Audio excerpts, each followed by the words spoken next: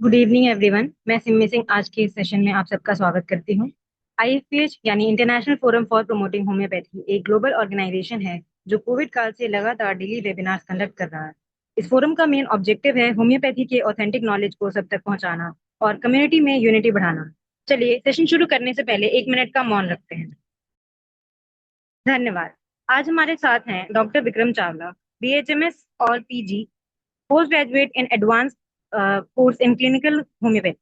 ये एक ऐसे होम्योपैथिक फिजिशियन हैं जिनका क्लिनिकल विजन सिर्फ डिजीज तक सीमित नहीं बल्कि पेशेंट के संपूर्ण एग्जिस्टेंस को टच करता है। डॉक्टर विक्रम ने 4,000 से अधिक पेशेंट्स को सक्सेसफुल ट्रीटमेंट किया, एक्यूट और क्रॉनिक दोनों प्रकार की कॉम्प्लेक्स कंडीशंस में। उनका स्पेशल फोकस है माइंड बेस्ड कॉन्स्टिट्यूशनल अप्रोच, जो इस बिलीफ से रूटेड है कि healing the mind is the first step toward healing the body. इस अप्रोच के थ्रू वे पेशेंट के मेंटल, इमोशनल और फिजिकल तीनों डायमेंशंस को डीपली समझकर रेमेडी सिलेक्ट करते हैं। उनका मानना है कि क्रॉनिक डिजीज की जड़ों में अक्सर दबी हुई भावनाएं, आंतरिक संघर्ष और प्रोलॉन्ग मेंटल स्ट्रेस होता है। आज का टॉपिक है adjustment disorder with depressed mood. Adjustment disorder जब कोई सिग्निफिकेंट लाइफ स्ट्रेसर के बाद कोई इंडिविजुअल इमोशनली और बिहेवियरली स्ट्रगल करता है और डिप्रेस्ड मूड डेवलप करता है। ये आज के टाइम में बहुत common yet often under diagnosed condition है। डॉक्टर विक्रम की माइंड बेस्ड कॉन्स्टिट्यूशनल अप्रोच ऐसे केसेस में पर्टिकुलरली रेलिवेंट है। A warm welcome to doctor Vikram Chawla. Over to you sir.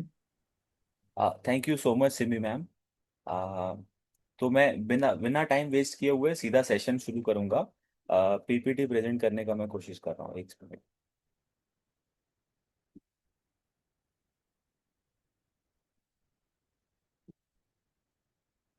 सबको मेरी आवाज आ रही है? Am I Audible?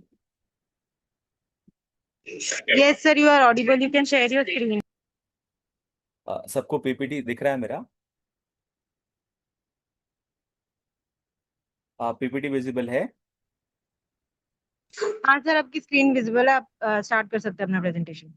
ठीक है। जैसा मैडम ने बताया, एडजस्टमेंट डिसऑर्डर। तो थोड़ा सा पेशेंट के बारे में ब्रीफ करूंगा कि उनको क्या प्रॉब्लम जा रही थी, स्लाइड्स के साथ में। अ, ठीक है। कौन है वो, कौन है वो, कहाँ से वो आया, चारों दिशाओं में दिखा वो छाया। ऑडियो आया था मैम अभी इस वीडियो का? ग्रेटिट्यूड टू डॉक्टर हैनमन, जिनकी वजह से आज हम यहाँ पर हैं। तो thank you so much doctor Hahnemann sir, जिन्होंने इतना अच्छा होम्योपैथी का साइंस हमको दिया है। कौन है? Gratitude to all the pioneers of homoeopathy, जिनसे कभी न कभी हम कुछ ना कुछ सीखते रहते हैं और पेशेंट्स में वो चीज़ें अप्लाई करते रहते हैं और हमें बहुत हेल्प मिलती है। तो सभी पायनियर्स को बहुत बहुत धन्यवाद। Gratitude to doctor Sahni sir, जिन्होंने मुझे मौका दिया आईएफपीएच में टॉक करने का, जिसमें मैं अपना केस प्रेजेंट कर पाऊँ और जो भी मुझे आता है वो नॉलेज मैं आपको शेयर कर सकूं, उसके लिए thank you. Thank you so much sir. आपके इस प्लेटफॉर्म की वजह से आज होम्योपैथ इकट्ठा हो पा रहे हैं। ये थॉट प्रोसेस बहुत इम्पॉर्टेंट है कि हम अपना नॉलेज शेयर करें और होम्योपैथी को आगे बढ़ाएं। तो थैंक यू साहनी सर, कि आपने ये मौका हम सबको दे रहे हैं।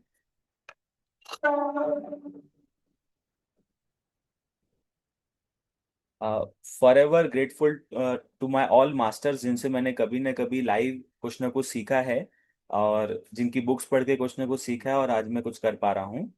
Thank you so much. इसके बाद जो वीडियो आप देखने वाले हैं, ये थॉट प्रोसेस हमारे हर होम्योपैथ की होनी चाहिए, उसके ऊपर एक वीडियो है छोटा सा, आप देखें। अब घास के नीचे गुब्बारा है, उसे उठाइए,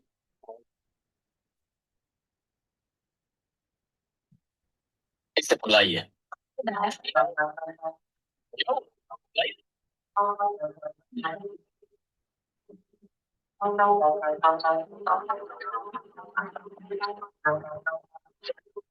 पास में रखी हुई पेन उठाइए।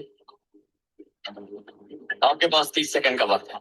वक्त खत्म होने पर जिसके पास गुब्बारा होगा वो विजेता होगा। विजेता को 2 महीने की सैलरी बोनस में मिलेगी। So your time starts now.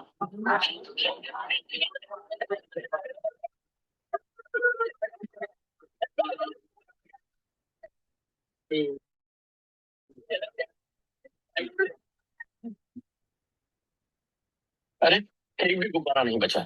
बढ़िया। कहा था जिसके पास गुब्बारा होगा वो विजेता होगा। सबके पास गुब्बारा होता तो सब विजेता होते ना।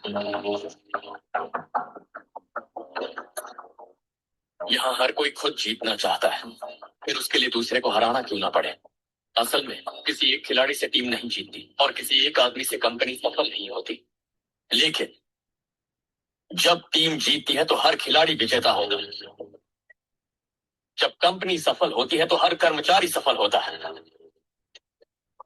अकेले खड़े हो तो हम राई हैं, जुड़ गए तो पत्थर है, हम घास है, मिल गए तो बगीचा है।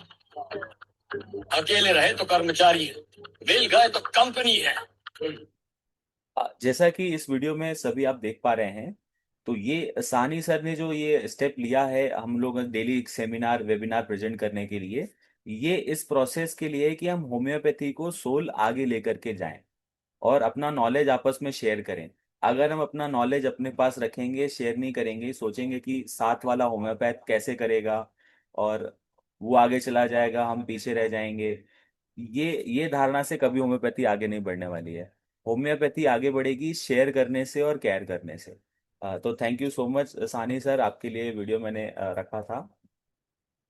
तो बताइए पेशेंट का प्रोफाइल है, लगभग 18 से 20 उनका एज है और अभी वो कॉलेज में एडमिशन लेने के लिए उन्होंने ट्राई किया हुआ है।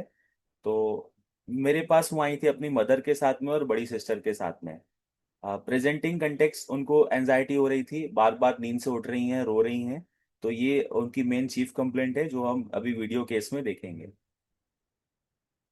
चीफ कंप्लेंट ये थी कि 92% स्कोर करने के बाद भी उन्होंने सही डिसीजन नहीं लिया और कॉलेज उनका गलत उन्होंने चुन लिया हुआ है।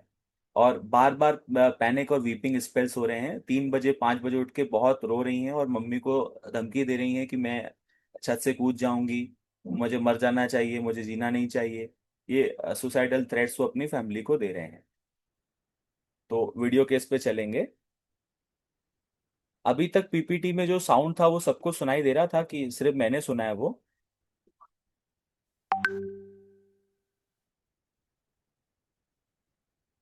हेलो। हाँ बराबर। Okay, thank you so much. तो अपन केस शुरू करते हैं। केस पूरा हिंदी में है, आपको कहीं कोई दिक्कत जाती है तो आप मुझे रोक करके पूछ सकते हैं। मैं कोशिश करूंगा जहाँ पे कुछ अगर वो ऐसा बोलेंगे तो मैं आपको वर्बली एक्सप्लेन करने की कोशिश करूंगा कि उन्होंने क्या कहा। केस बहुत सिंपल है, 13 मिनट का वीडियो है, मुझे उम्मीद है कि आप सब उसको क्रैक कर पाएंगे। Thank you Sunil sir for updating. Thank you sir. हाँ। मतलब ये करियर को लेके एक्चुअली बहुत थैंक यू सर। हाँ। मतलब ये इस समय इतनी डिप्रेस है, हाजिरान के लिए जो से हो रही है, जो अभी मतलब मोस्ट ज़्यादा प्रॉब्लम क्रिएटिव हो रहा है। मतलब इसमें अभी 90% ये रिजल्ट आ गया, कॉलेज का सिलेक्शन, डिसीजन लेने में देर लगा, कॉलेज ऑलरेडी सब शुरू हो गए। इनकी फ्रेंड अपनी अपनी जगह जहाँ उनको जहाँ तक चली गई, इनको हम भोपाल ले गए, एडमिशन कराया, पता नहीं क्या हुआ, मैं वापस चली, मेरे को ऐसा नहीं आया। मतलब इनके मन का कॉलेज नहीं है, बिग सिटी बिग यूनिवर्सिटी। पर हम बोल रहे हैं कि अभी जैसे ये अभी अभी आप पैसे भी नहीं है। फर्स्ट ईयर आप यही करो, भोपाल से मतलब यहीं से 1 साल आप निकालो, फिर आगे हम देखेंगे ना, धीरे धीरे करें। आप क्या चाहते हो? पर अभी आप हम सेकंड चांस सबको बताओ। सेकंड चांस हम छोड़ के आए, फिर वापस आई हैं, वहाँ सब एडमिशन किया, फी पे किए, हॉस्पिटल दिया, हमने फिर बात नहीं वापस आ गए। अब घर में सिर्फ रोई हो रही है, आज 1 वीक हो गया है, जोर जोर से रो रही है। क्या हो गया, मेरा जीवन खत्म हो गया, सब चली गए, मैं गए कि सब चली गए, मैंने नंबर बहुत ज्यादा लिए और सब जितने कम परसेंटेज कहाँ की कहाँ पहुंच गई, ना मुझे कॉलेज मजा मिला, ना सब्जेक्ट में मिला, मैं मर जाऊंगी, मैं कूद जाऊंगी। मैं ऊपर गई हूँ कूदने के लिए, हर 2 घंटे में रो रही है, रात को 3 बजे उठी है, 5 बजे उठी है, सबकी नींद पूरा भर गई। कॉलेज जाओ, वहाँ नहीं जाऊंगी, जबरदस्ती बेच रहे हैं, वापस आ रही, अभी महीने आ रही। क्या चाहिए? सर चाहिए तो कल। पेशेंट की मदर ने सारे चीफ कंप्लेंट मुझे शेयर कर दिए कि ऐसा कर रही है, वैसा कर रही है, वैसा कर रही है। पर हमको ये समझ में आना चाहिए कि पेशेंट को चाहिए क्या, आखिर वे ये जो कर रही है क्यों कर रही है। तो मैंने सीधा उसको बोला कि तुमको क्या चाहिए, मुझे वो बताओ। लाइव नहीं है। मैं रोने वाले जैसे नहीं हूँ, आज मैंने 3 बार रोया है। मेरी गोद में बैठकर जोर जोर से रो रही है, जैसे नहीं कि माँ एक्सपायर हो गई, अब ऑटो चली गई मेरी माँ। हर 2 घंटे में आवाजें आ रही है घर में, बहुत जोर। 3 बजे उठाकर रो रही है। 10 पढ़ी, 11 पढ़ी, 12 पढ़ी, तो मैंने कभी अपने करियर की डिसीजन की ही है।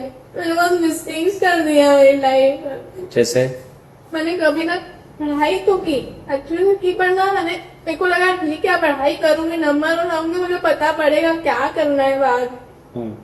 बट मैंने बहुत मिस्टेक्स कर दी। मैंने देखा ही नहीं कि मुझे किस में इंटरेस्ट था, तो मैं फील्ड के अकॉर्डिंग कॉलेज से प्रिपेयर कर, पर बोल रहे थे कॉलेज इतना मैटर नहीं करता, स्किल्स मैटर कर।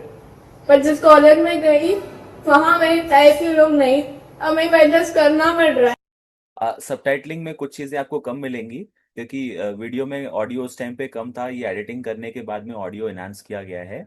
तो उन्होंने बोला कि कॉलेज मैटर नहीं करता, स्ट्रीम मैटर करती है कि किस स्ट्रीम में आप पढ़ाई कर रहे हैं। तो वो पेशेंट मुझे बता रहे हैं।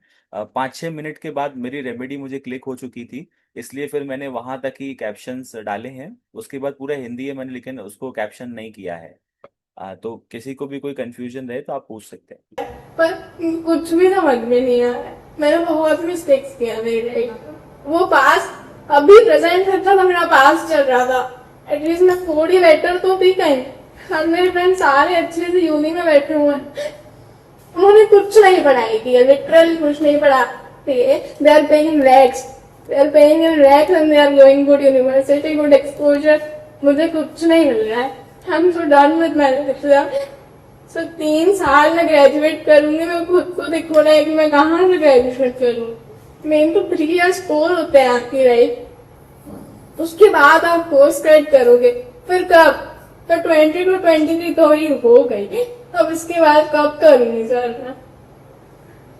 क्या दिया है? चीजें फिट कर रही है, मेरा जीवन खत्म हो गया, मैं मर जाऊं, मेरा जीवन खत्म हो गया। तब मुझे शौक थोड़ी है तुम घर वालों को तंग करने का, 3 बच्चों के जोर जोर से बिल्कुल रो रही है, चिल्ला रही है। हाँ, उसको ये हो रहा है कि सब फ्रेंड्स चले गए, गधे गधे जिन्होंने पढ़ाई। उन्होंने कुछ नहीं किया उनकी लाइफ में। मैंने 2 साल मेहनत की है।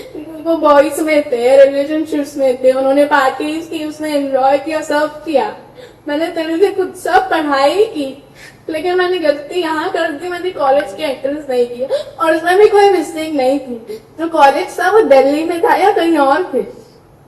बहुत सारे मेरे ऐसे ही फ्रेंड्स हैं जो ऐसे ऐसे कॉलेज में गए हैं, और वो भी ऐसे हैं, उनको टाइम पास करना है।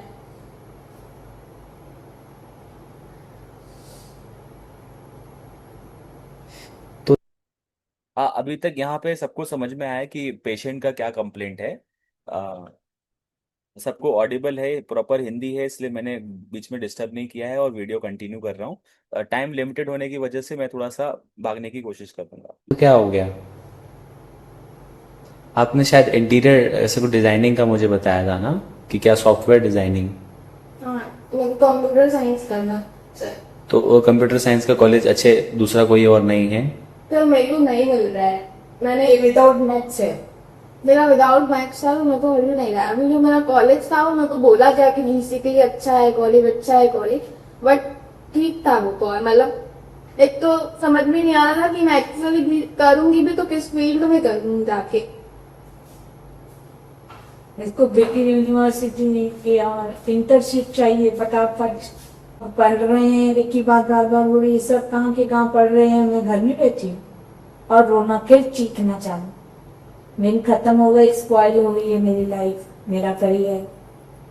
2 बार कॉलेज से वापस आके बैठ गई, 3 दिन में सुबह से 3 बजे उठकर बिल्कुल जोर जोर से चीख रही है, क्या उठ रहे हैं, जा रहे हैं, एक गंदा भाषण दे रहे हैं, फिर सो रही है, फिर उठ रही है, फिर रो रही है। आपको क्या क्या चाहिए? मतलब मैं समझा नहीं। यूनिवर्सिटी अच्छी चाहिए कि जॉब अच्छी चाहिए कि लाइफ में पैसे अच्छे कमाने हैं, क्या चाहिए? सर मेरे को कोई फर्क नहीं पड़ता है कि मैं बहुत एंजॉय करूँ या प्रैक्टिस करूँ, मेरे को तो यही है ना मेरा करियर बने सर। एट दी एंड तो मैंने मेरी फ्रेंड्स से हमने बहुत रेपुटेशन रखी है। नेक्स्ट यहाँ पे पेशेंट बता रही है कि मेरे फ्रेंड के सामने बहुत रेपुटेशन चल रखी है। तो ये सारे वर्ड्स को आपको बहुत केयरफुली ध्यान में रखना है। ये सारी चीजें आपको रेमेडी के साथ में कनेक्ट करेंगी। जैसे कि उन्होंने बोला कि मैंने कोई मजा नहीं किया, कोई पार्टी नहीं की, इवन किसी रिलेशनशिप में नहीं आई हूँ 3 साल पे। सारी लड़कियां रिलेशनशिप पे थी लेकिन मैं रिलेशनशिप में नहीं गई। 3 में बोलूँ मेरे को मैं उनसे मिलना ही नहीं चाहूंगी सर। ये फियर है, सर ये आज कुछ नहीं spoil हो करना रहा है। है। अब मुझे किसी को नहीं दिखानी है। किया कुछ नहीं है अभी। सर मेरे पूरी फैमिली पूरे रिलेटिव मेरे को देख के खुश हो सकते हैं sir that he will do something but I am good for nothing sir, nothing, I am good for nothing। मेरे फ्रेंड मुझे पीछे करना चाहते थे कम्पीट करके, हमेशा मेरे को पीछे रखा कि आगे नहीं हुए देने के, बट अब आज वो ट्राई कर गए सर। क्या कर गए वो? Fly they went. और आप रह गए? You want to be the first? Sir I not be able to first sir, कर हमेशा यही प्रॉब्लम हुई है सर। 9th में चौके रॉकरम था, 10th में भी ऐसा वो मेरे साथ हर बार कुछ चीजों से मैं पीछे गई। 7th में मैं स्कूल नहीं गई थी sir, but I scored marks, ठीक है। 90% जिसके परसेंट आए हैं वो आज घर में बैठी है, ये उसको को हर्ट हो रहा है, उसका वो डिप्रेस है। और डिसीजन लेने के लिए सब्जेक्ट में नहीं, बीसीए करना है, बीबीए करना है, बीसीए करना है, बीबीए करना है, कॉलेज जाना है, कॉलेज नहीं लेना है, कॉलेज जाना है, कॉलेज नहीं। मैं इतना केस सुनने के बाद मैं समझ रहा था आखिर ये ऐसा क्यों कर रही है ना, कि आखिर इसको चाहिए क्या। कॉलेज इतना चुनने में दिक्कत गई, फिर सब्जेक्ट नहीं चुन पाई, 92% लाने वाली लड़की है ये। तो मम्मी भी बोल रही 92% लाई है, तू ऐसा क्यों सोच रही है। तो ऐसा क्या तेरी लाइफ में चला गया कि ऐसा लग रहा है कि मुझे मर जाना चाहिए। तो ये अभी भी मैं सोच रहा था।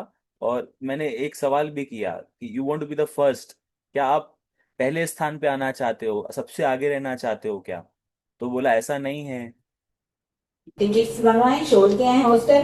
तो मेरे पे हंसेंगे ऐसा लग रहा है क्या? हाँ, ईगो हर्ट हो रहा है कि मैं क्या फेस करूंगी उनके सामने। जो मेरे से कंपटीशन करते थे, एक से जेलस होते थे, वो बोले कि घर में बैठी है, वाली ये नहीं।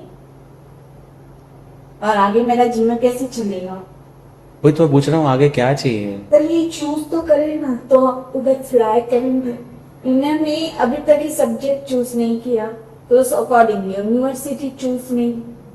और जो ये सब्जेक्ट टेस्ट कर भी लिया है तो उसमें भी लग रहा है कि नहीं मेरे लिए सही है गलत है।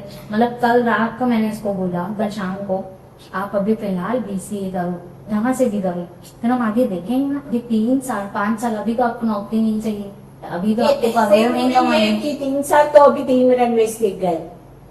फिर अभी मेरे को बोली शाम को कि मैं गर्ल्स कॉलेज से करूंगी, बीसीए करूंगी। क्यों? ये भी कुछ नहीं पाए गर्ल्स कॉलेज भोपाल से यूनिवर्सिटी में एडमिशन लिया है, पैसे धक्के आने हैं, 2 बार वापस आई है, वहाँ कुछ भी नहीं। अब अभी बोल रहे हैं फिलहाल भोपाल जाओ, आप करो तो सही। एक बंदा हो रहा है ग्रेजुएशन आप कहाँ से करो, पोस्ट मैं तो नहीं करता, मैं पर एक डिसीजन भी नहीं ले पा रही, मैं कैसे डिसीजन अब इस कंडीशन में मैं रियलिटी ये बताई, बहुत ज्यादा दूर हम इस कंडीशन में नहीं भेज। आप लोग क्यों रो रहे हैं? ये इतनी केपेबल हो। एक्चुअली ये स्क्रीन काफी बड़ा रिकॉर्ड किया था मैंने।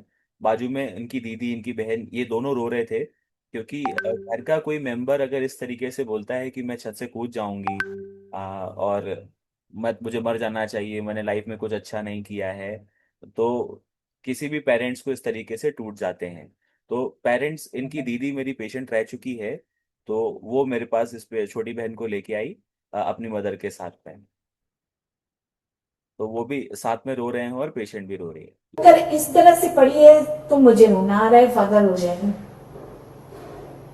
मतलब इसकी 6 महीने पहले अगर आप देखते तो उनको हरा दे बात करनी है, पढ़ाई एक रेस में नहीं। नहीं, एक रेस आपका वो बच्चा क्या चीज़ ये से है? अचानक नहीं आप गड्ढे में गिर गया है। कुछ नहीं गिरी गड्ढे में, वो गड्ढे में नहीं है, वो खुद को ऐसा फील कर रही है। ऐसा कुछ नहीं है। सब रेस करें, मैं इसको बार बार ये बोल रही हूँ, तुम खड़ी हो, इस वाले को देख रही हो, इस वाले को देख रही हो, कितना दौड़ा है, वो दौड़ चुका है, तुम स्टे हो, जागो, हाँ, अपना चूज करो ना, अपना करियर फास्ट करो ना। क्यों क्यों रुकी हुई? एक कहावत है, दूसरे का घर देख के अपने झोपड़े खराब नहीं करने का। क्योंकि जो समझा रहे हैं समझ में आ रहा है। नहीं नहीं समझ में आ रहा है। मैं इसलिए यूजुअली हम लोग कैसे डिसाइड करते हैं कि ये केस जो है साइकोलॉजिकल केस, ये हमको डील करना चाहिए नहीं करना चाहिए। तो मैं पेशेंट को भी इस तरीके से समझाता हूँ कि आपको हर बात पता है, पर ये बात आपको समझ में आ रही है कि नहीं आ रही है। बोले सर समझा रहे हैं लेकिन इसके दिमाग में ना बात बैठ नहीं रही है। तो मैंने बोला कि हाँ, अब तुमको मेरी ज़रूरत है, क्योंकि आप उस इमोशन के गड्ढे में बैठ चुके हैं। वो इमोशन हमको इरेज करना होगा, तभी आपको बात बनेगा। तो ये कुछ पॉइंट्स हैं जिससे मैं पेशेंट्स को ये समझाता हूँ कि आपको यहाँ डॉक्टर की ज़रूरत होती है। अगर ये पेशेंट मेरे पास नहीं आई होती तो मुझे पूरा यकीन है इसने अपना नुकसान कर लिया होता। कुछ भी हो सकता था, सुसाइड के लिए ट्राई कर सकती थी, पूरा फ्यूचर स्पॉइल हो सकता था। लेकिन ऐसा कुछ नहीं है। ये एक सही रेमेडी की जानकारी होने की वजह से ये हो सकता है। तो यही जानकारी आज हम शेयर करने वाले हैं। तो घंटे लगाए, मैंने सारा पूरा डे पूरे महीने बता दिए, फादर ने प्यार से ऐसे वैसे। आप समझ रहे हो, जिस यूनिवर्सिटी में हमने इनको इतना मतलब छोड़ के आए हैं 2 बार, हॉस्टल की फीस पे की, कॉलेज की फी पे की, 2 दिन बाद बोल रही है वापस आना है, मजा नहीं आ रहा है। 2 बार कर चुकी है। अब फिर कल बोल रही है टिकट बनाओ जाऊंगी, मैं यहाँ पढ़ी क्या करूंगी। फिर 2 घंटे बाद बोल रही है नहीं जाऊंगी। आज सुबह बोली जाऊंगी, रात को सुबह बोली नहीं जाऊंगी। तुम क्या करें? जब ऐसी या ड्रॉप कर दो सर, तो ड्रॉप घर में इरिटेट हो रही है बैठकर। एक बंदे ने समझाया है मार्च से, लेकिन समझ नहीं पा रहे। नहीं समझ रही। मार्च से इसने नहीं समझ आ रही किया है। इसने 5 मिनट पहले समझा कि मेरे को ये करना 10 मिनट में फिर अपने बारे में आ गई। फिर अभी थोड़ी देर के बाद नहीं, ऐसे तो मतलब ये मार्च से एक जने को विजिट अटक गई ना वहाँ पे। हाँ, ज्यादा वो पूछना उतरा मुझा, सिंधी कहावत है। अभी हम क्या कि मतलब 10 डॉक्टर घूमोगे तो रिएक्शन होगा, दवाई एक भी असर नहीं करेगी, वो वाली बात। मम्मी की भी रेमेडी मेरे मन में चल रही है कि इसकी मम्मी कभी बीमार पड़ेगी तो मैं क्या दूंगा, लेकिन अभी हमारे लिए वो इम्पोर्टेंट नहीं है। मम्मी हर चीज बहुत अच्छे से समझ पा रही है कि मेरी बेटी को हो क्या रहा है। तो मम्मी मम्मी के डेटा पे ही मैंने पूरा प्रिस्क्रिप्शन बनाया है और वो उसको दिया भी और बात बनी है। एक मतलब मोस्ट पॉपुलर पर्सन से इसने विजिट किया है। मेरे पास दवाई है कि ये जो नहीं समझ पा रही है वो समझ पाए, मतलब डिप्रेशन की ओर बढ़ रही है। वो नहीं जाएगी। अरे बीमार भी पड़ जाओगे। नहीं खा बीमार रही पड़ है। गई है वो। अच्छा, और मैंने आपको बताई नहीं खा। यहाँ तक मेरी रेमेडी क्लियर हो चुकी थी, इसीलिए मैंने बोला कि मेरे को पता है कि इसको क्या दवाई देना है। बिंदास दवाई देंगे, ये ठीक हो जाएगी। ये मैं आपको बोल रहा हूँ, कोई डिप्रेशन में नहीं जाएगी, कोई नुकसान नहीं होगा। आप इसको बिंदास भेजो जहाँ भेजना है। खा नहीं रही है, बाथरूम में 1 घंटा बैठ रही है, वहाँ बातें कर रही है, सोच रही है, रो रही है, बोलती है मैं बिना नहाए एक ही ऐसे मग्गा डाल के आई हूँ। अरे तुम तो घंटों बैठी थी। हाँ, अभी मैं गई थी घर, मम्मी के घर रहने 2-3 दिन के लिए, तो मैंने पूरा काम निपटा लिया, सब कर लिया। अभी कहाँ मैं घूमी, अभी तो मैं नहाने गई नहीं हूँ। मैंने इतना इसको चिल्लाया कि तुम घर क्या रही, मतलब कि ना, एक तो इसको अकेलापन भी थोड़ा ज्यादा अच्छा लगता है कि मेरे पास लोग सराउंडेड नहीं कर रहे हैं। तो समझाने में डर लग रहा है कि मैं एक कोई चीज बोल दूं फिर इसको उसका गलत वे में नहीं। एज ए मदर मैं ये सोचूंगी ना, ये बिग फैमिली में इसको तुम बार बार क्यों डिस्टर्ब कर रहे हो? अभी मेरे को 1 हफ्ता पहले ही भोपाल नहीं थी, मैं आपको सब बता रही हूँ। 1 हफ्ता पहले भोपाल नहीं थी, डेली मेरे को मजा नहीं आ रहा है, मेरी जिंदगी बर्बाद हो गई। रोज मतलब 6 दिन भोपाल में गई, 6 दिन मेरे को बोलती थी, 6 ही दिन मैं इसको समझाती थी भूमि ऐसे जिंदगी खराब नहीं होती, आपके आदमी अभी चलने दो ना, चलने दो। अभी यहाँ वहाँ के एटमोस्फेयर एक दिक्कत है, ठीक है।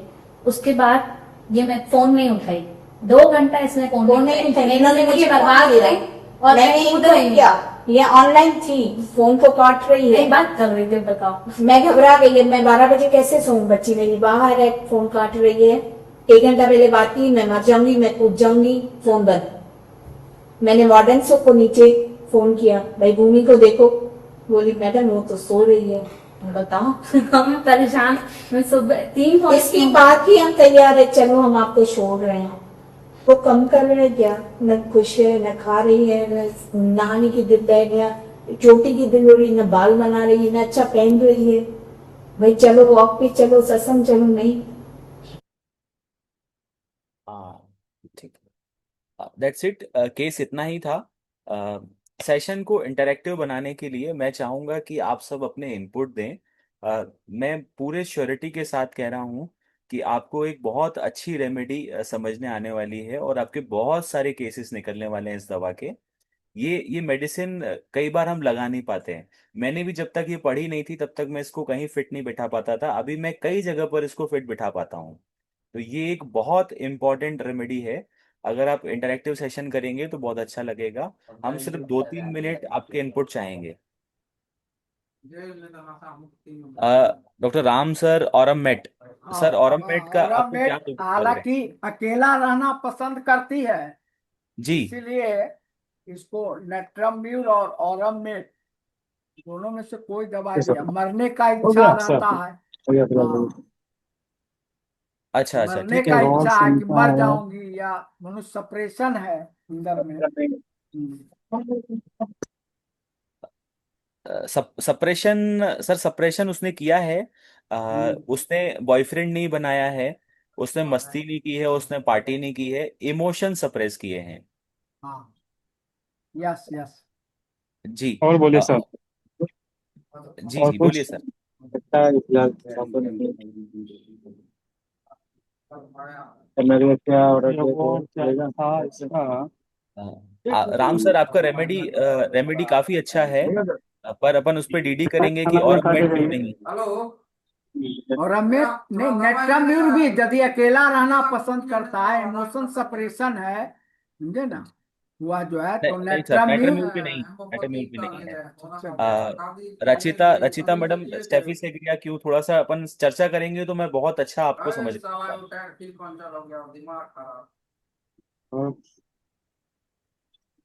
Hello sir, good evening sir. Actually मैंने वेरी गुड। ज्वाइन अभी किया है, तो मैंने बस लास्ट की लाइन सुनी कि सप्रेशन है एंड थोड़ा उनको अकेला रहना अच्छा लगता है, तो emotion suppress due to anger या इंसल्टेशन स्टेप जाता है थोड़ा इसमें, इसलिए मैंने इंसल्ट ना लास्ट का ही इंसल्ट सुना। बहुत अभी मैं ज्वाइन हुई तो मेरे को पूरा केस नहीं पता। जी जी, मैं थोड़ा सा आपको ब्रीफ कर देता हूँ केस के बारे में। पेशेंट जो है वो कॉलेज में ज्वाइन करना चाहती है। जैसा कॉलेज उसको चाहिए था वैसा कॉलेज मिला नहीं। तो उनकी फ्रेंड्स जो हैं, जो कम पढ़ती थी या जो लड़के कम पढ़ते थे, वो बहुत अच्छे अच्छे यूनिवर्सिटी और कॉलेज में चले गए। और ये पेशेंट ऐसे कॉलेज में गई है जहाँ पे इसको लग रहा है कि मेरे लेवल का कॉलेज नहीं है, या मुझे अच्छा नहीं लग रहा है, मुझे वहाँ मजा नहीं आ रहा है, और मेरी लाइफ स्पॉइल हो गई है। और जब हम आपस में 3 साल बाद अपनी फ्रेंड से मिलेंगे, जिनसे हम आपस में मतलब कंपटीशन किया करते थे, तो वो मुझ पे हंसेंगे। ये एक छोटा सा केस जहाँ पे पेशेंट को लग रहा है कि जो बिल्कुल गधे थे उनको बहुत अच्छी यूनिवर्सिटी मिल गई, और मैं इतना अच्छा पढ़ती थी, मैंने इतना सब कुछ सेक्रीफाइस किया, बॉयफ्रेंड नहीं बनाया, पार्टी नहीं की, एंजॉय नहीं किया, सारी चीजें त्याग करने के बाद भी मुझे अच्छा कॉलेज नहीं मिला, मतलब मेरा जीवन खत्म हो गया है। तो ओके ये वजह से वो सर। सुसाइडल थॉट्स आ रहे थे। हाँ सर, ये ना इग्निशिया की तरफ भी जाता है थोड़ा थोड़ा। एनाट्रोम्यून इग्निशिया एक फ्लो में जा सकता है। इग्निशिया ब्रूडिंग क्यों? करती है इग्निशिया के अंदर भी, गिल्ट फीलिंग, ब्रूडिंग, शाइंग रहता है एंड उसके अंदर भी ये इश्यूज रहते हैं जैसे आपने बताया। अच्छा अच्छा। हाँ, ओके ओके सर, थैंक। ठीक है ठीक है। और कोई ट्राई करना चाहेंगे? अभी तक रेमेडी फ्लोर पे नहीं है। तो आप ट्राई करेंगे, उसमें समझना है कि पेशेंट को क्या चाहिए, वो चाहिए क्या। मतलब मुझे ऐसा लगता है कि आपने केस अच्छे से ध्यान नहीं दिया है। मतलब बहुत सिंपल केस है, अगर आपको रेमेडी पता चलेगी। रूब्रिक्स अगर हम चर्चा करें, क्योंकि मैं आपको बताने वाला हूं कि कुछ रूब्रिक्स में ये रेमेडी नहीं है, उस रूब्रिक में आपको ये रेमेडी जोड़नी है। रूब्रिक्स उसके अंदर है लेकिन रेमेडी उस रूब्रिक में नहीं है, इसलिए ये रेमेडी आपको रिपोर्टराइज करने पे नहीं मिलेगी। तो मैं आपको रूब्रिक्स बता दूंगा कि किस रूब्रिक्स में इस रेमेडी का नाम डाल देना है और क्यों ऐसा है, क्यों डालना जरूरी है। ये सब चीजें हम चर्चा करेंगे। लेकिन मैं चाहता हूं कि आप रूब्रिक्स पकड़ें कि एक्चुअल ये एलिमेंट उसको क्यों आ रहे हैं, बीमार क्यों पड़ रही है, या वो क्यों रो रही है, क्यों वीपिंग कर रही है, क्यों अपनी मम्मी को ब्लैकमेल कर रही है कि मैं मर जाऊंगी मर जाऊंगी। तो ये समझना जरूरी है। कोई और ट्राई करना चाहेगा? इंटरेक्टिव सेशन रहेगा तो आपको बहुत अच्छा सीखने मिलने वाला है। सिर्फ हम रूब्रिक्स पे बात करेंगे कि आपको क्या रूब्रिक लग रहे हैं।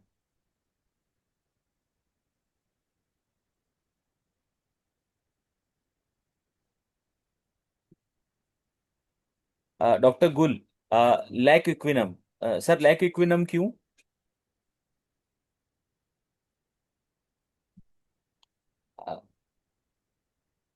रेमेडी रेमेडी मैं आपसे बिल्कुल शेयर करूंगा लैक इक्विनम पर। मुझे अगर रूब्रिक्स आप शेयर करेंगे तो मुझे बहुत आसानी जाएगी। मुझे समझ पड़ेगा कि मैं आप उस केस को कनेक्ट कर पाए कि नहीं, क्योंकि केस काफी छोटा था और शुरू के 6-7 मिनट में रेमेडी क्रैक हो चुकी थी।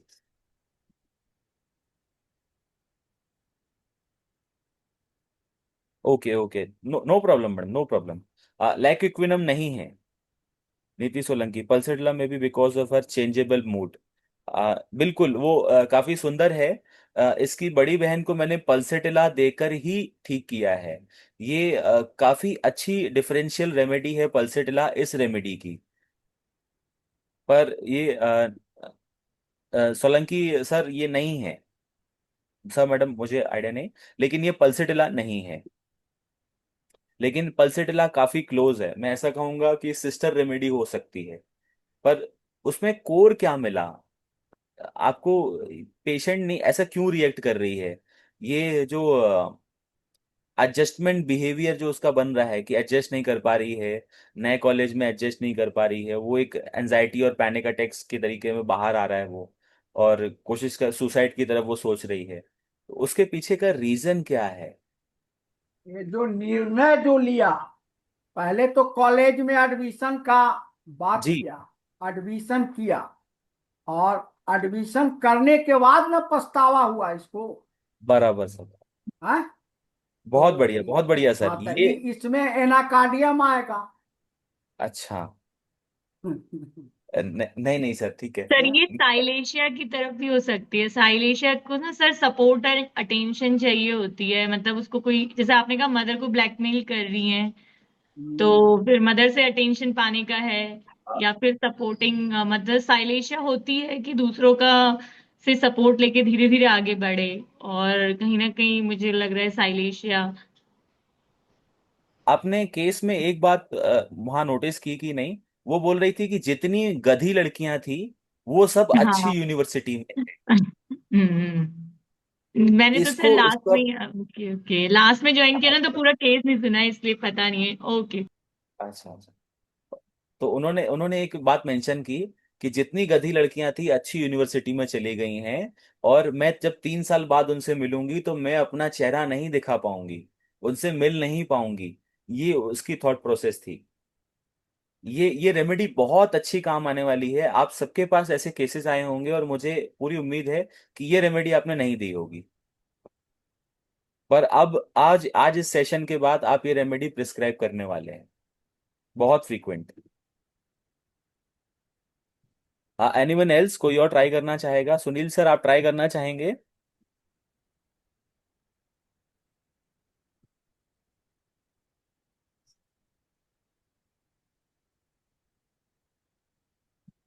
चलिए मैं पीपीटी मैं शुरू करूं अपना एक्सप्लेनेशन कि मैंने केस में क्या सर जी पकड़ा, क्या क्या। हाल है, ठीक है? खुदा सलामत रखे जी। रमजान साहब हेलो। आए सो आगे भी। अच्छा। सर क्या कह रहे हैं, आपकी आवाज नहीं आ रही। हेलो। वो शायद गलती से उनका अनम्यूट हो गया था और ठीक है ठीक है। मैं अभी कुछ नहीं बोल पा रहा हूँ। मैंने आपको बोला टेलीग्राम पर, बाकी आगे चलने देंगे। अच्छा अच्छा, ठीक है सर, ठीक है। मैं पीपीटी शेयर करता हूँ आप सभी से।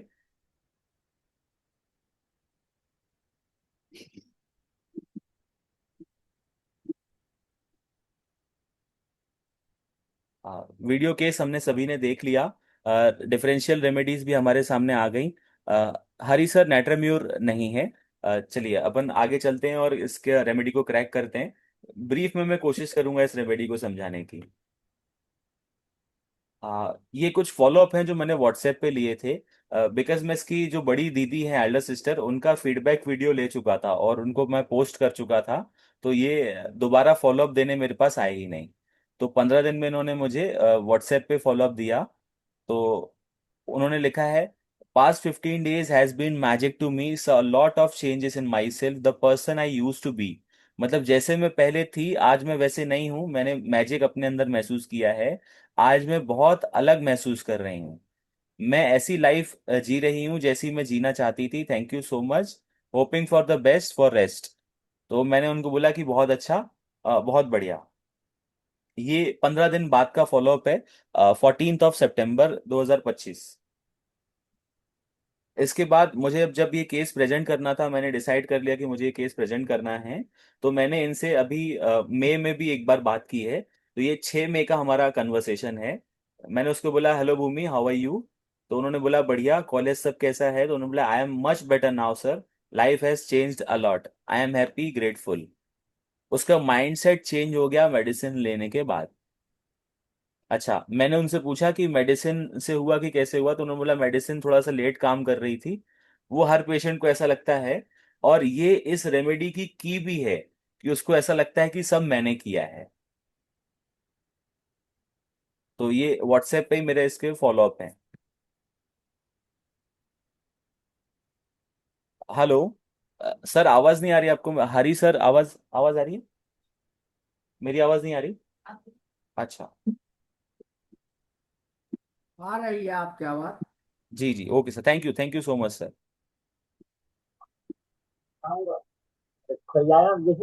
सो द रेमेडी, अभी भी कोई आखिरी में रेमेडी अगर ट्राई करना चाहता है तो तुमको बता दो। ठीक है। रेमेडी है पैलेडियम मेटेलिकम। इसीलिए मैंने हाँ, इसीलिए मैंने आपको बोला कि ऑरम मेट काफी नजदीक है, पल्सेटला बहुत नजदीक है। रेमेडी है पैलेडियम मेट। तो हम कोशिश करेंगे कि मैं पैलेडियम मेट की जर्नी जो मैं जानता हूं मैं आपको शेयर कर सकूं। ये कुछ रूब्रिक्स थे जो मैंने उसके प्रिस्क्रिप्शन के टाइम पे बनाए थे। Element from jealousy. जैसे ही उसने मुझे ये बोला कि सर, मेरी जो फ्रेंड है ना गधी, वो अच्छी यूनिवर्सिटी में है और मैं यहाँ हूँ, इट मीन्स वो जल रही थी। और उसकी माँ ने ये वर्ड भी लिए हैं कि जो लड़कियां इससे जलती थी। ये जो वर्ड्स है ना, ये वर्ड्स उन लड़कियों के नहीं हैं, हमारी पेशेंट के हैं। दूसरा इंपॉर्टेंट रूब्रिक था ईगोटिज्म। उसका ईगो ईगो हर्ट हो रहा था कि मैं उनको कैसे अपनी शक्ल दिखाऊंगी। मैं जो क्लास में बहुत अच्छी स्टूडेंट 92% टॉपर बन के घूमती थी, अब मैं वो कैसे उनके सामने जाऊंगी। Ambition increase competitive। ये सिर्फ कंपटीशन कर रही थी कि I want to be the first. जैसा मैंने क्वेश्चन किया कि क्या आप फर्स्ट आना चाहते हो, तो उन्होंने एडमिट नहीं किया, पर उनका यही मतलब था कि मैं सबसे आगे रहना चाहती हूँ।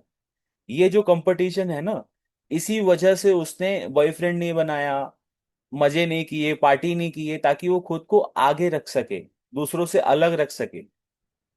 ये नार्सिसिस्टिक बिहेवियर था, जब वो खुद को तो अच्छा बता ही रही है लेकिन दूसरे को कंटेम्प्ट भी कर रही है, दूसरे की इंसल्ट भी कर रही है कि वो सब गधे लोग आगे चले गए। और अपने फ्यूचर के बारे में सोच रही थी।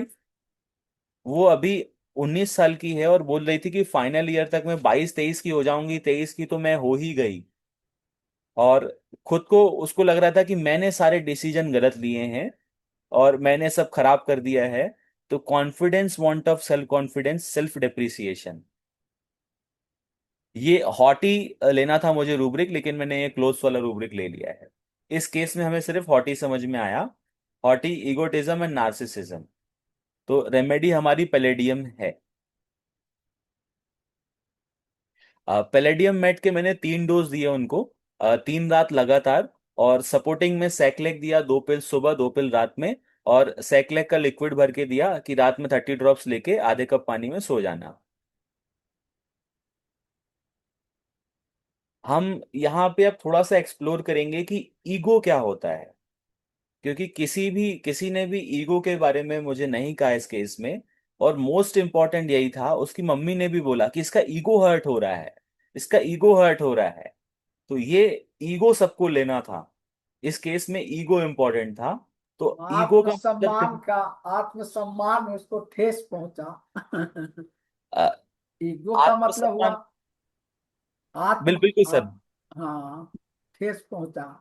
हाँ, आत्मसम्मान, उसको अपन और एक्सप्लोर करेंगे सर अभी जैसे पीपीटी आगे जाएगी। तो अच्छा, सिंपल मीनिंग ईगोटिज्म का है इम्पोर्टेंस, इमेज, सुपीरियरिटी, अपने आप को ऊपर रखना, दूसरों से सम्मान की चाहत, ये वैलिडेशन, सेल्फ सेंटर्ड आइडेंटिटी। तो हर ईगोइस्टिक इंसान लाउड होगा, एरोगेंट होगा, ऐसा होना जरूरी नहीं है। ईगोटिज्म को समझने के लिए कुछ छोटे छोटे पहलू हैं, छोटे छोटे एट्रीब्यूट हैं जिसको हम आज एक्सप्लोर करेंगे। क्योंकि ये केस में सटल ईगो था, मतलब आपको ऐसा लगेगा नहीं कि ईगो है। कुछ लोग उसके रोने पे चले जा गए होंगे कि बेचारी कितनी दुखी है, उसने डिसीजन रॉन्ग रॉन्ग डन कर दिया, उसने गलत डिसीजन ले लिया, पछतावे की स्थिति पे आ गई है वो। लेकिन वो उसका मेन ईगो था जो उसका चुभ रहा था। ईगोटिज्म का एक एट्रीब्यूट है कांस्टेंट नीड फॉर रिकॉग्निशन। उसको एक पहचान चाहिए, जिसके लिए उसने क्या किया, बॉयफ्रेंड नहीं बनाया। तो उसके क्लास में उसकी एक पहचान थी ना कि ये लड़की जो है ना बिना बॉयफ्रेंड बनाने वाली लड़की है, ये जो है कोई पार्टी में नहीं जाती है, तो ये उसका रिकॉग्निशन था। दूसरा था कंपैरिजन हैबिट, ये भी एक ईगोटिज्म का पार्ट है।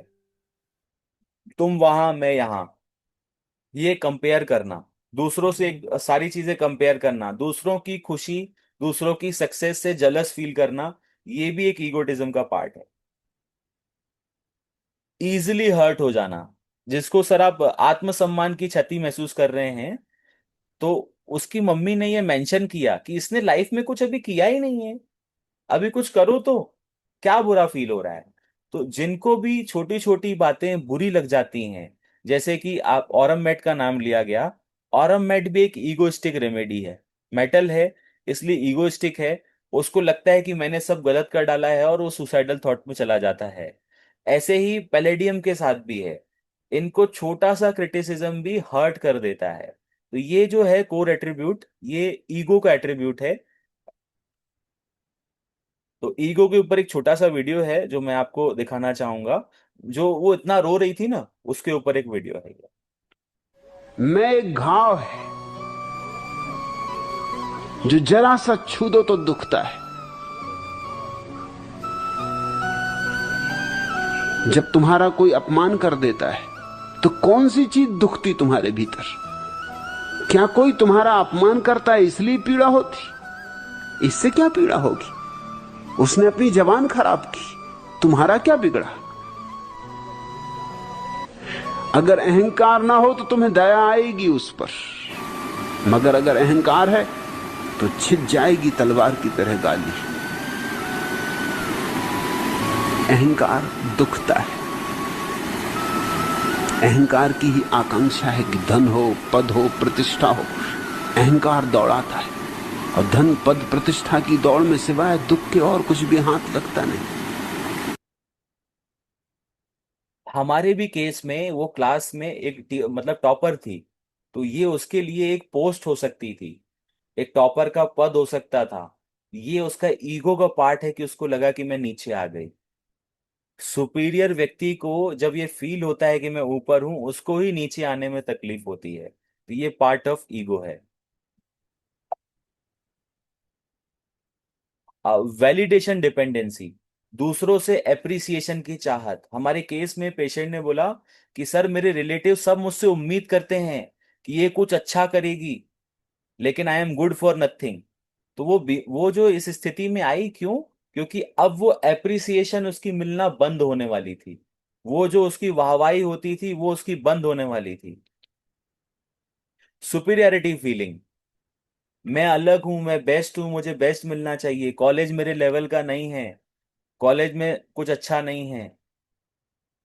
तो एक मुझे एक और वीडियो मिली ईगोटिज्म पे, महाभारत की एक वीडियो, जहाँ पे पूरी लड़ाई मुझे ऐसा लगता है कि वो अहंकार की वजह से हुई।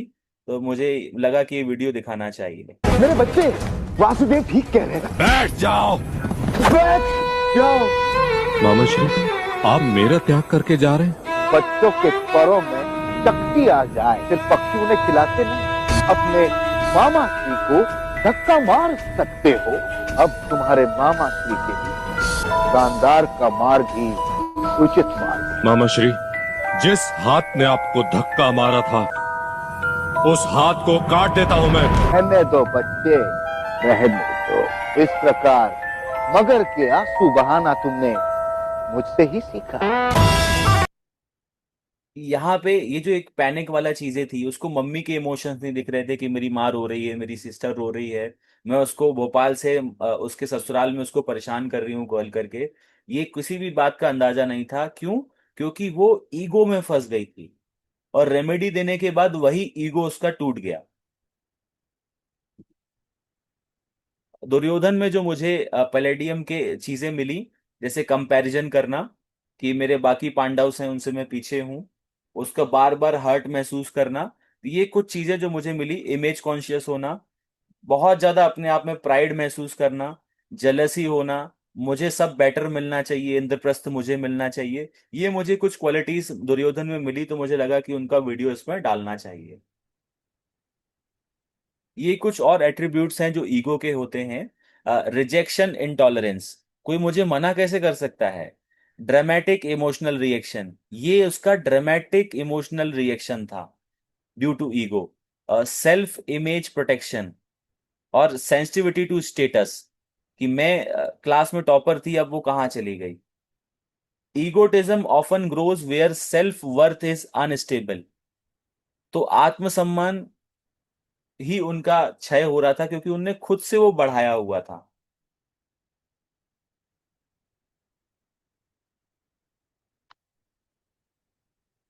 ये एक और ईगोटिज्म का, जो नार्सिसिज्म की हमने बात की, उसके ऊपर एक वीडियो।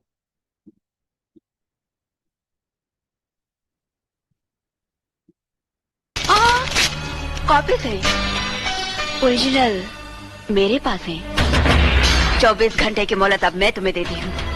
अगर हड़ताल का ख्याल भी तुम्हारे दिल में आया ना, तो तुम्हारे सारे मजदूरों को उठाकर बेंगलुरु वाली फैक्ट्री में फेंकवा दूंगी। अंडरस्टैंड?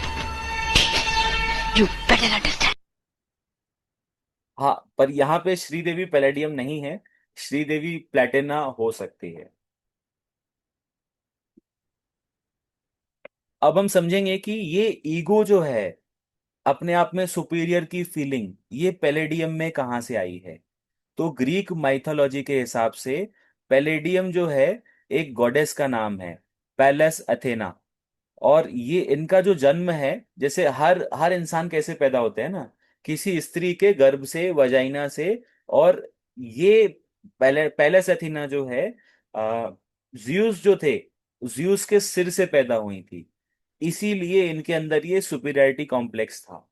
क्योंकि ये ऊपर से पैदा हुई थी, इसलिए ये अपने आप में स्पेशल थी। दूसरा, एक शहर था ग्रीस में, वो ट्रॉय, उसमें जहां अभी ये पैलेस की अगर मूर्ति रहती थी, तो इसका मतलब था, उस समय माना जाता था कि वहां पे सिक्योरिटी रहती है। अगर पैलेस की मूर्ति वहां से गायब हो जाएगी तो उस शहर की सिक्योरिटी खत्म हो जाएगी। तो ये चीज उनको दूसरों से ऊपर उठाती है, श्रेष्ठता लाती है और स्पेशल फील कराती है। इस सुपीरियरिटी के कारण ही पैलेडियम का बच्चा बचपन से ही इंटेलिजेंट और पर्सनालिटी में सबसे अपने पिता को, माता को, सबको इम्प्रेस करके चलता है और पूरी सोसाइटी को इम्प्रेस करने का ट्राई करता है।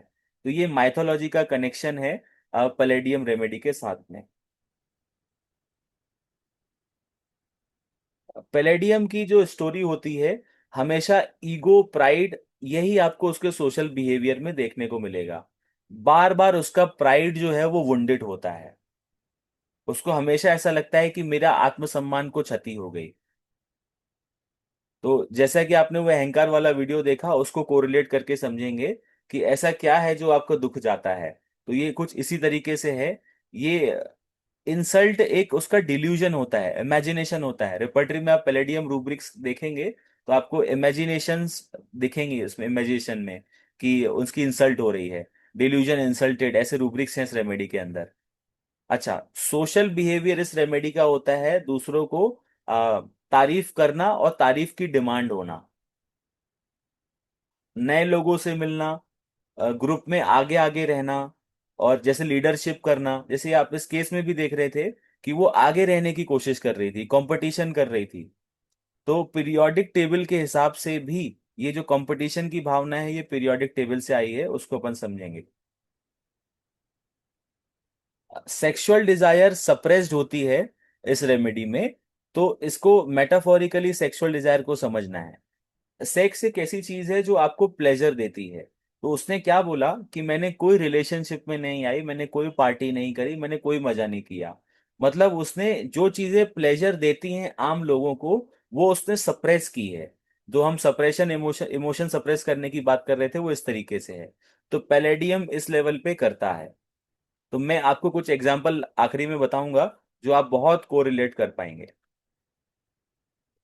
पैलेडियम और प्लेटिनम में काफी डिफरेंस है उनके बिहेवियर में। वो अहंकार का तरीका, तो प्लेटिनम का तरीका जो होता है वो आक्रामक और नकारात्मक होता है, दिखावटी रूप से खुद को बहुत महान समझते हैं। जैसे कि श्रीदेवी का आपने देखा, वो एक अग्रेसिव फॉर्म था। लेकिन पैलेडियम का पैसिव बिहेवियर होता है।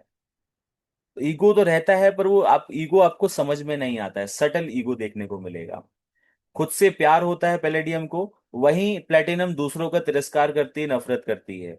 दूसरों की राय से उसको कोई फर्क नहीं पड़ता है। लेकिन हमारी पेशेंट को भी ये था कि रिलेटिव क्या कहेंगे, मैं दोस्तों को अपना चेहरा नहीं दिखा पाऊंगी। तो दूसरों से इसको तारीफें चाहिए होती हैं। ये हमारा पैलेडियम है। छोटी छोटी बातों पर बहुत जल्दी इंसल्ट महसूस करना, आहत हो जाना। वहीं प्लेटिना को कोई फर्क नहीं पड़ता है, उसको पता है कि जो मैंने किया है वो सही है, मुझे आपके वैलिडेशन की जरूरत नहीं है। मैंने ये रेमेडी फारूक सर से सीखी है, उनके लोनावला के सेमिनार में। सर ने ही ailment from jealousy, ailment ambition increase, competitive, hard for inferior, kind for superior, इस रूब्रिक में पैलेडियम को ऐड करवाया।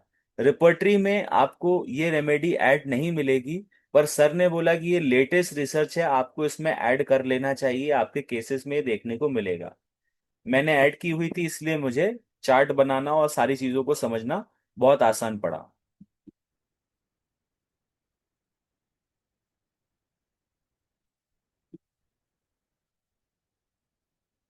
पीरियोडिक टेबल में भी हम देखते हैं कि प्लेटिनम के ऊपर पैलेडियम रखी हुई है। ऊपर होने की वजह से लगातार एक फीलिंग है पैलेडियम के अंदर भी कि मुझे कंपटीशन में आगे रहना है, आगे रहना है, आगे रहना है। तो कई बार ऐसा हो सकता है कि सिड्यूसिंग बिहेवियर, मतलब दूसरे को फ्लैटरी करके किसी का नुकसान भी पैलेडियम करवा सकती है, क्योंकि उसको आगे रहना है। हमारे पेशेंट में क्या एक्चुअल सेज थे जिसपे रूब्रिक बने, तो उसका ये चार्ट है, इसका आप फोटो ले सकते हैं। ईगोटिज्म और नार्सिसिज्म में क्या बिहेवियर है, तो उसका मैंने ये कुछ डिफरेंशिएशन बनाया है, एक छोटा सा वीडियो है, वो देख के हम समझेंगे कि ईगोटिज्म और नार्सिसिज्म में क्या नार्सिसिज्म की क्वालिटी होती है। हर नार्सिसिस्टिक बिहेवियर का जो डिसऑर्डर के पेशेंट होते हैं वो सारे ईगोइस्टिक हो सकते हैं, लेकिन सारे ईगोइस्टिक लोग नार्सिसिस्टिक नहीं हो सकते हैं। ये आपको विशेष ध्यान देना है। लोगों की 7 आदतें, अत्यधिक आत्ममुग्ध लोगों की 7 आदतें, वे ऐसे ही होते हैं। आदत नंबर 1, वे हमेशा सही होने का दिखावा करते हैं। आदत नंबर 2, उनमें श्रेष्ठता का भाव होता है। आदत नंबर 3, वे ऐसे व्यवहार करते हैं जैसे उन्हें चुनौती नहीं दी जानी चाहिए। उन्हें कभी चुनौती न दें, किसी भी रूप, आकार या तरीके से उन्हें कभी भी खतरा न पहुंचाए। आदत नंबर 4, वे ऐसे व्यवहार करते हैं जैसे उन्हें दूसरों को आहत करने का अधिकार है। आदत नंबर 5, वे उपेक्षापूर्ण व्यवहार करते हैं। आदत नंबर 6, वे ऐसे व्यवहार करते हैं जैसे उन्हें वह सुनने की जरूरत नहीं है जो वे सुनना नहीं चाहते। और आखिरी आदत, वे ऐसे व्यवहार करते हैं जैसे वे बेहद अनोखे हैं। ठीक है, ये नार्सिसिस्टिक बिहेवियर की कुछ 7 क्वालिटीज थी जो इस वीडियो में अवेलेबल हैं। नार्सिसिज्म एक डिसऑर्डर है, ठीक है। तो ये रूब्रिक में बहुत कम रेमेडीज हैं, इसलिए आप उसको डायरेक्ट ईगोटिज्म ये रूब्रिक ले सकते हैं अगर आपको नार्सिसिज्म नहीं लेना है। नार्सिसिज्म में हमेशा दूसरे को नीचा दिखाने की कहानी होती है। ईगो माने मैं बड़ा हूं, ठीक है। नार्सिसिज्म में तू छोटा है, तू बेकार है, तुझ में कमियां हैं। ये जो बिहेवियर है, ये नार्सिसिस्टिक बिहेवियर होता है। क्लोजेस्ट राइवल है पैलेडियम का platina. Excuse me, sir. Sir, जी, we've got 4 minutes. Please wind up the session. Okay, sure. ये कुछ चीजें हैं जो आप इसका फोटो ले सकते हैं। पैलेडियम मेट में लव ऑफ अप्रूवल होता है, उसको सारी चीजें जल्दी से अप्रूव, लोग मुझे तारीफ करें, ये उसकी डिजायर होती है। सबकी नजरों में मैं अच्छी होनी चाहिए हूँ, मुझे नीचे नहीं दिखना है। तो ये उसकी डिमांड होती है। आप इसके पीपीटी, मैं आपको पीपीटी बाद में शेयर कर दूंगा। जो मेरा नहीं हो सका उसे किसी और का होने का मौका नहीं दूंगी।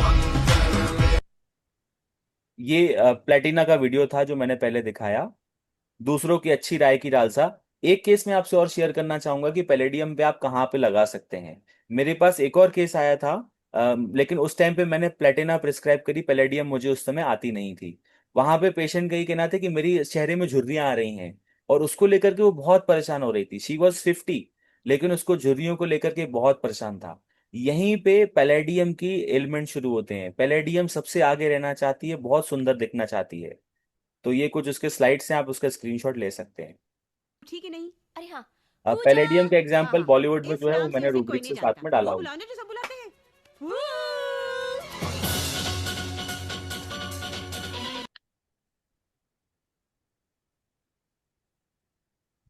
ठीक है नहीं, अरे हाँ पूजा।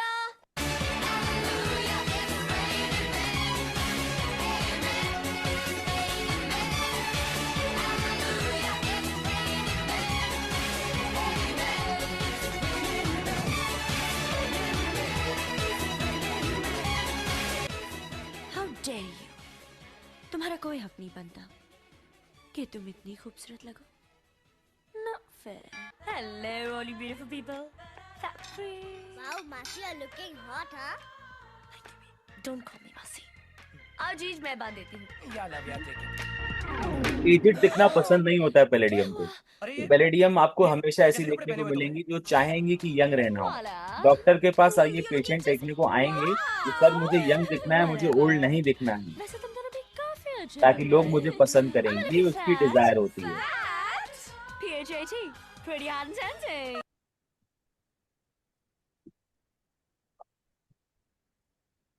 ठीक है, ये सब मैंने आपको बता दिया है वर्बली।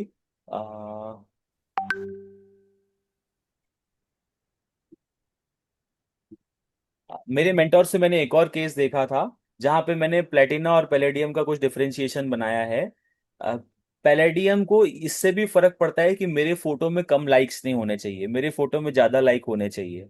तो आप इस तरीके से भी पैलेडियम को ढूंढ सकते हैं। पैलेडियम एक बहुत कॉमन रेमेडी है, आप उसको ढूंढेंगे तो ये मिलेगी, और इस तरीके से मिलती हैं। उनको हमेशा मन में कंपटीशन की भावना होती है, और एक सटल ईगो रहता है, और सबसे तारीफों की उम्मीद रहती है कि लोग मुझे लाइक करें, मुझे अच्छे अच्छे कमेंट लिखें, मैं बहुत चार्मिंग हूं ना, कैसी दिख रही हूं मैं, ऐसा पूछने वाले लोग पैलेडियम हो सकते हैं। तो इसीलिए मैंने कहा कि पल्सेटिला भी बहुत क्लोज आती है। तो आप ऐसे केसेस में हो सकता है कि पल्सेटिला दे दें। Okay, thank you so much. Thank you so much for the session sir. आज का सेशन जेन्युइनली मीनिंगफुल रहा। एडजस्टमेंट डिसऑर्डर जैसे इमोशनली कॉम्प्लेक्स कंडीशन को होम्योपैथिक लेंस से देखना और ये समझना कि माइंड को हील करना ही बॉडी को हील करने की पहली सीढ़ी है, ये पर्सपेक्टिव बहुत प्रोफाउंड था। Thank you to all the participants and to IFPH for this wonderful platform. कल फिर मिलेंगे। Have a wonderful evening everyone. Now I hand over this session to English team.